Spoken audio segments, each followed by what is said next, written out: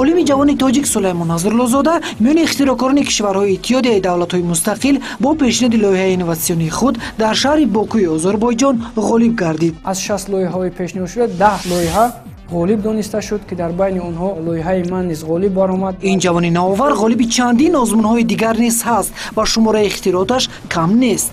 بعد دفاع رساله علمی هم در شهر مسکو فدراسیون روسیه در آزمون جایزه اسماعیل سامونی برای عالمان جوان اشتراک نموده غالب دانسته شد. سلیمان به خاطر پیشرفت و نوآوری و اختراعات به چندین کشورهای خارج سفر کرد تا تجربه‌اش افزون گردد. در یکچند کنفرانس‌ها در بسیار آزمون‌ها اشتراک کرده غالب آزمون‌ها گردیده است. پیشنهاد چندین لایحه‌های دیگر اینوواسیونی را سلیمان نظرالله‌زاده به نقشه دارد. من بعد تکمیل دادن اختراع استحصال هرچی بیشتری مواد ضروری وطنی لازم است. موفقیت و دستاورد یک عالم جوان تاجیک در برنامه نوبتی نوآور.